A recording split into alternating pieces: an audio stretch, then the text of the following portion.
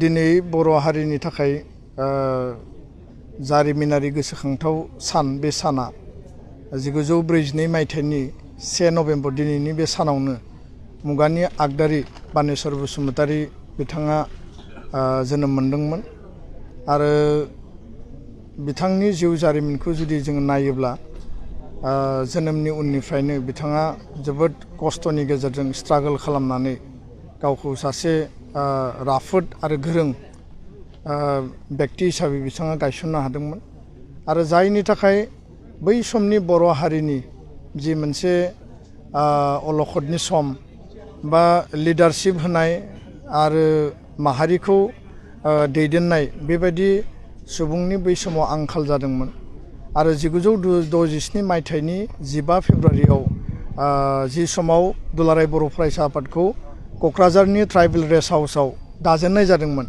बिनि सिगाङाव गवालपारा डिस्ट्रिक्ट बे बर' फरायसा आफादा दंखायोमोन नाथाय मिरु आफादखौ 1967 मायथाइनि 15 फेब्रुवारियाव दानाय जादों आरो बिथांखौ बरपेटानिफ्राय बिथाङा थांनानै आरो गासैनिबो मदद आरो सावरायनायनि गेजेरजों दुलाराय बर' फरायसा आफादनि आफादगिरिनि बिबानखौ होनाय जायो आरो बे बाथ्राखौ जोंनो एबसु दाजेनगिरि जायफोर गोख्रों मावथि आरो सोद्रोमा रन्जित बरगयारी आरो लोगोसे डक्टर सुरत नार्जारी बिथांमोना दिनैबो जोंनो स्पष्टयै खिन्थायो। दा दिनै मुगानि आगदारि बानेश्वर बसुमतारीनि 80थि जोनोम सान आरो बे मोनसे गोग्गानाय आरो देरहासारनायनि सान दुलाराय बर' फरायसा आफादा बेखौ जोङो गोसो गोथौयै फोथायो आरो बिथांनि जि जोनोम सान बे जोनोम सानखौ जोङो बोसोरफ्रोमबो खुंबाय थादों। बिथाङा जोंनि गेजेराव गैलिया।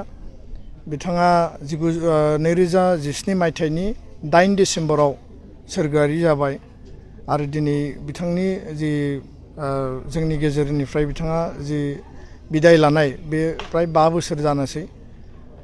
आङो आनान गसाइनियाव आरज गाबदों जाहाथे बिथांनि जि सोरगोआरि जिउ बे जिउ आत्माया जाहाथे सोरगोआव आलो गोजोनै थायो थांना थानाय बर' फिसाफोरनो बर' हारिनि थाखाय मा सेक्रिफाइस खालामबोदों दा फोरमायदों बिहोमा होबोदों होननानै बिथाङा दुलाराय बर' फरायसा आफादनि गिबि आफादगिरि गिबिसिन आफादगिरि आरो बिनि उनाव बर' थुनलाइ आफादनि गाहाय नेहाथारि हिसाबै हाबा मावदों आरो लोगोसेनो बिथाङा दुलाराय बाथौ गौथुम बिथाङा दुलाराय बाथौ गौथुम मोनसे समाजारि आरो धोरोमारि जि आफाद बर' माहारिनि बे आफादनिबो बिथाङा गाहाय नेहाथारि गायसनगिरि गाहाय नेहाथारि हिसाबै बिबान लादों। बेनि अनगायैबो बिथांनि जिखिनि बिजाब लिरनाय थुनलाइयारि जि सृष्टि आरो गुबुन गुबुन जिखिनि बिथांनि जिखिनि क्रिएटिभ जिखिनि लिटारेचार आरो बिथाङा जारिमिनावबो गोबां इन्ट्रेस्ट दङमोन।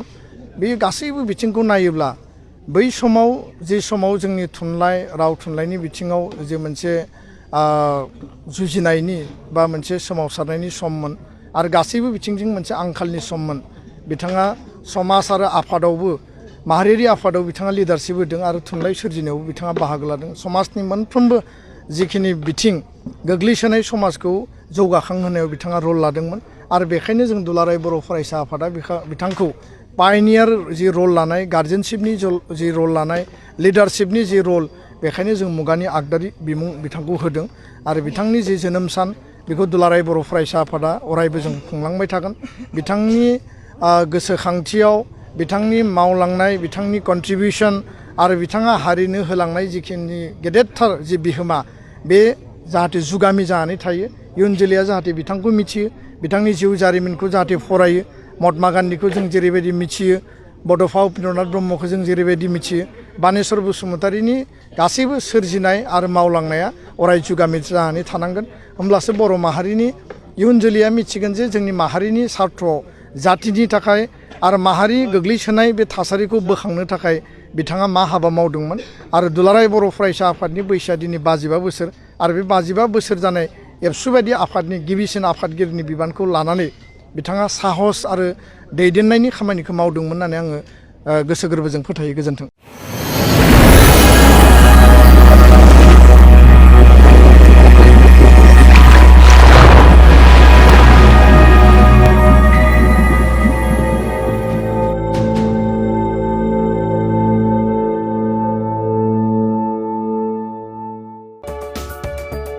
नोंथाङा गोबां रां आरजिनो गोसो जादों नामा?